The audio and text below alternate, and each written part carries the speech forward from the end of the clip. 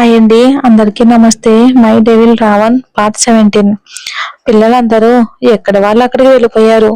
కానీ అన్వి లాగానే కొంచెం మంది పేరెంట్స్ కోసం వెయిట్ చేస్తూ చాలా తక్కువ మంది ఉండడంతో అప్పటి వరకు పాపను గమనించిన రౌడీలు చుట్టూ పెద్ద జనం ఎవరూ లేకపోవడంతో ఇదే మంచి సమయం అని భావించి నెమ్మదిగా అన్విని చేరి పాప ముక్కు దగ్గర అది స్ప్రే చేసిన కర్చీఫ్ పెట్టాడు ఒకడు.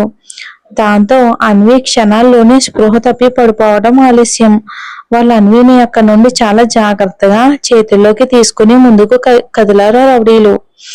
అప్పుడే క్లాస్ కాస్త లేటుగా వదిలి బయటికి వచ్చిన ప్రేమ అనుకోకుండా తన చూపు గ్రౌండ్ మూలన పడేసరికి అక్కడ అన్విని అలా రౌడీలు ఎత్తుకెళ్లడం చూసి కంగారుగా చేతిలో ఉన్న బుక్స్ వదిలేసి బంగారం అంటూ పరుగున వాళ్ళకి అడ్డుగా వెళ్లి నిలబడింది.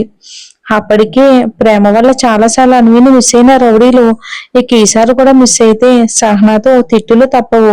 వాళ్ళ బాస్ కూడా వాళ్ళని బ్రతకనివ్వడు అని వాళ్ళల్లో ఒకడు కత్తి బయటకు తీసి ప్రేమను బెదిరిస్తూ అక్కడి నుండి ముందుకు వెళ్లే ప్రయత్నం చేశారు ఆ రౌడీలు. వాళ్ళందరూ మొహానికి పూర్తిగా కవర్ చేసుకోవటం వలన వాళ్ళు ఎవరు అనేది ప్రేమకు తెలియనే లేదు. కానీ అన్వి గురించి భయపడుతూ, అన్నా ప్లీజ్ అన్నా, పాపను వదిలేయండి, మీకేం కావాలో అది ఇస్తాము, ప్లీజ్ అన్నా పసిబిడ్డ వదిలేయండి అంటూ కన్నీళ్లతో ప్రాధేయపడేసరికి వాళ్ళల్లో ఇద్దరు ముగ్గురికి నిజంగానే ప్రేమ వాళ్ళ చేతుల్లో ఉన్న అన్వి కన్నా తల్లేమో అనుకున్నారు. అందుకే అంతలా ఏడుస్తుందేమో అనుకుని బాధపడ్డారు ఆ రౌడీలు. కానీ మిగిలిన వారు మాత్రం మాట మాట్లాడకుండా జేబులో ఉన్న కత్తులు తీసి అందరూ ప్రేమను బెదిరిస్తూ ఉంటే అన్విని భుజాన వేసుకున్నవాడు మాత్రం వాడి దగ్గరున్న కత్తి అన్వి గొంతు మీద పెట్టాడు. అప్పటి వరకు చాలా సహనంగా అన్వికి ఏం కాకూడదు అనే ప్రేమ వాళ్ళని బ్రతిమలాడింది.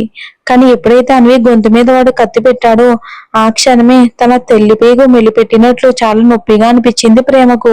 ఇక క్షణం కూడా ఆలస్యం చేయకుండా వాళ్ళు ఊహించిన విధంగా వాళ్ళని తోసుకుంటూ నెట్టుకుంటూ అన్విని ఎత్తుకున్న వాడి దగ్గరికి వెళ్ళి అన్విని బలవంతంగా తన చేతుల్లోకి తీసుకుని వాడి దగ్గర ఉన్న కత్తి కూడా తీసుకుని అందరికీ చూపించి దగ్గరికి రావద్దు అని బెదిరిస్తూ ఉంది.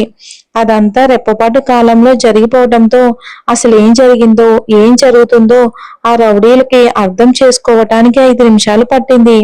అర్థమైన మరుక్షణం పాప తమ చేతుల్లో లేదు అని రియలైజ్ కాగానే వెంటనే ప్రేమ మీద విరుచుకుపడిపోయారు.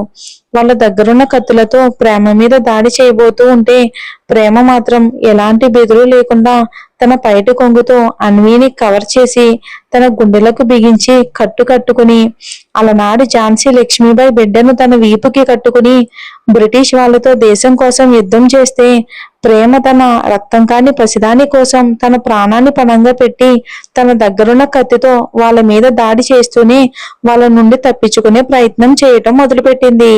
ఆ ప్రయత్నంలోనే అనుకోకుండా ప్రేమ మణికట్టు దగ్గర తెగిపోవటం, బాగా రక్తం పోవటం జరిగాయి. కానీ ప్రేమ అదేం పట్టించుకోకుండా వాళ్ళ నుండి తప్పించుకునే ప్రయత్నం చేస్తూనే ఉంది.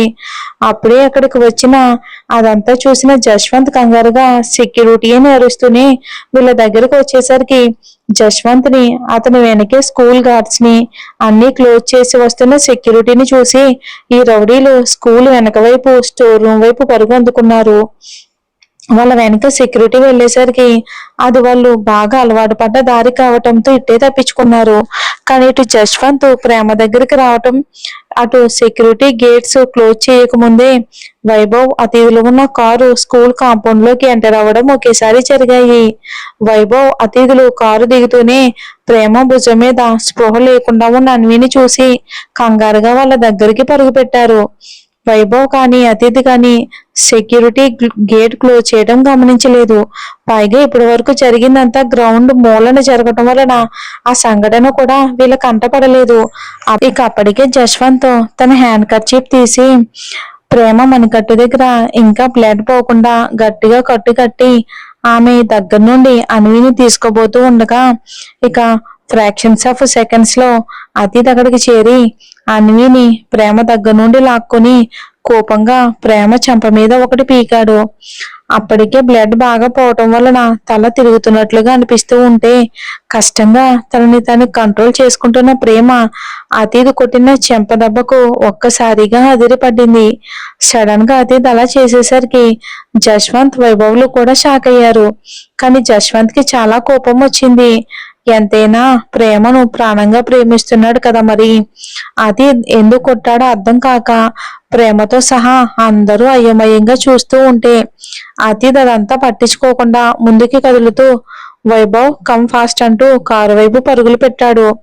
అన్వీని భుజం మీద వేసుకుని ఆ క్షణం అతనిలో స్వచ్ఛమైన తండ్రి ప్రేమ, తన బిడ్డకి ఏమవుతుందో అన్న భయం, కంగారు మాత్రమే కనిపించేసరికి ఇంకేమీ మాట్లాడలేక అతని వెనకే వైభవ్ వెళ్లి కార్ స్టార్ట్ చేశాడు. వాళ్ళ వెనకే జశ్వంత్ కారులో ప్రేమ, అప్పుడే అక్కడికి వచ్చిన వర్ష బయలుదేరారు. వైభవ్ కార్ స్టార్ట్ చేయగానే అతీద్ తన ఒడిలో ఉన్న తన బిడ్డ చెంపలు తడుతూ బేబీ బేబీ వాట్ హ్యాపెన్ అంటూ భయంగా కన్నీళ్లను దిగమింగుకుని అన్వీను స్పృహలోకి తీసుకొచ్చే ప్రయత్నం చేశాడు. కానీ ఆ ప్రయత్నం ఫలించక వైభవ్ ని కారు స్పీడ్ పెంచమని తొందర పెట్టాడు. అప్పటికే ఆ పసిదాన్ని ఎలా చూసిన వైభవ్ కంగారులో కారుని శరవేగంగా పోనిస్తున్నాడు. ఇక తన అన్న కూడా కంగారు పెట్టేసరికి స్పీడ్ లిమిట్ క్రాస్ చేసి మరీ హాస్పిటల్ కి చేరుకునేలా చేశాడు వైభవ్. అది తెలిసిన హాస్పిటల్ కావటంతో అన్వీకి వెంటనే ట్రీట్మెంట్ స్టార్ట్ చేయించాడు అతీద్.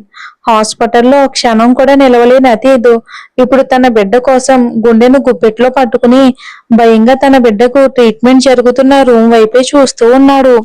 కాసేపటికి ఆ రూమ్ నుండి బయటకు వచ్చిన డాక్టర్ అతీద్ భుజం తడుతూ డోంట్ వరీ అతీద్, పాపకి ఎవరో క్లోరోఫామ్ ఇచ్చారు, ప్రమాదం ఏం లేదు, కాసేపట్లో స్పృహలోకి వస్తుంది అని చెప్పి ఆయన అలా వెళ్ళగానే అతీద్, వైభవ్లు క్లోరోఫామ్ ఇవ్వటమేంట్రా అని అయోమయంగా ఒకరినొకరు చూసుకుంటూ ఉండిపోయారు.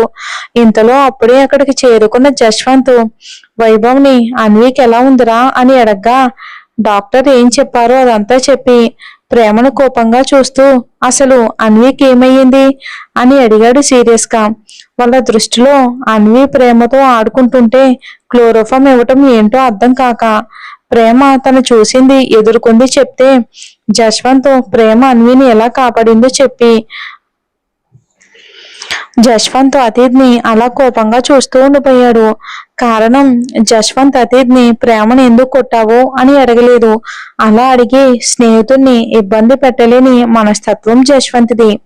అందుకే అలా చూస్తూ ఉండిపోయాడు కోపంగా. జరిగిందంతా తెలుసుకున్న వైభవ్ గిల్టీగా ఫీల్ అవుతూ పశ్చాత్తాపంతో అన్వీని తన ప్రాణాలు అడ్డేసి మరీ కాపాడింది అనే కృతజ్ఞత భావంతో ప్రేమ చేతులు పట్టుకోబోయి ఆమె చేతుకున్న గాయాన్ని చూసి కంగారుగా ఏమైంది ప్రేమ గారు అని అడిగేసరికి జశ్వంత్ కూడా అప్పుడే ప్రేమకు గాయమైన విషయం గుర్తొచ్చి అన్వీని కాపాడే ప్రయత్నంలో ఆ గాయం అయ్యిందని చెప్పాడు జశ్వంత్. వైభవ్ ప్రేమను అక్కడే కూర్చోబెట్టి నర్సుని తీసుకొచ్చి ప్రేమ గాయాన్ని చెక్ చేయించి అది కాస్త లోతుకి అవటం వలన డాక్టర్ దగ్గరికి తీసుకెళ్ళింది ఆమె. ఇక ప్రేమ అలా వెళ్ళగానే జశ్వంత్ తనకు తెలిసిన ఏసీపీకి కాల్ చేసి జరిగిందంతా వివరించి అదంతా ప్లాన్డ్ గా జరిగిందో లేక కో ఇన్సిడెంటల్ గా జరిగిందో వీలైనంత తొందరగా తెలుసుకోమని చెప్పాడు. అతిథి కూడా ఆ విషయమే ఆలోచిస్తూ వైభవ్ వైపు చూసేసరికి అన్న కంటి చూపుల్లోని భావం అర్థం చేసుకున్న వైభవ్ జశ్వంత్ కి స్కూల్లో ఉన్న సీసీ కెమెరాస్ గురించి గుర్తు చేశాడు. దాంతో జశ్వంత్ వెంటనే ప్రిన్సిపాల్ కి కాల్ చేసి జరిగిన ఇన్సిడెంట్ వివరించి ఫుటేజ్ కలెక్ట్ చేసి తొందరగా తనకి సెండ్ చేయమని చెప్పాడు. కాసేపటికి ప్రేమ తన చేతికైన గాయాన్ని ట్రీట్మెంట్ చేయించుకుని అతీదు కొట్టడం వలన వాతలు తేలి బూరిలో ఉబ్బిన చెంపకు డాక్టర్ నర్స్ చేత బలవంతంగా జెల్ పూయించడంతో అక్కడ నుండి మౌనంగా తలదించుకుని వచ్చి అన్వీ రూమ్ దగ్గర నిలబడింది ప్రేమ. అప్పుడే స్పృహలోకి వచ్చిన అన్వి ఇంకా కళ్ళు తెరిచే ఓపిక లేక అమ్మా అమ్మా అంటూ కలవరించడం విన్న ప్రేమ గబుక్కున లోపలికి వెళ్ళబోతూ కాసేపటికి క్రితం చూసిన అతీతు కోపం గుర్తొచ్చి అక్కడే తన అడుగుని ఆపేసింది ప్రేమ. ఆమెను కోపంగా చూస్తూ అతీత్ వైభవ్తో కలిసి లోపలికి వెళ్లి అన్వి తల నిమురుతూ baby baby open your eyes అంటూ నెమ్మదిగా పిలిచేసరికి చిన్నగా కళ్ళు తెరిచిన అన్వికి ఎదురుగా తన వైపే కంగారుగా చూస్తున్న తండ్రిని చూసేసరికి ఎలాగో ఓపిక కూడగట్టుకుని తండ్రిని కరుచుకుని పోయి అమ్మా అమ్మా అంటూ ఏడవడం మొదలుపెట్టింది పాప. అన్వి అలా ఏడ్చేసరికి అతీత్ మనసు ద్రవించింది.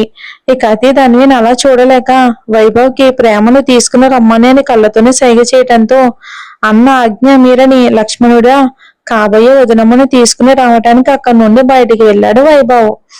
అందుకే తొందరపాటుతో ఎవరిని ఒక మాట అనకూడదు, ఒక దెబ్బ వేయకూడదు.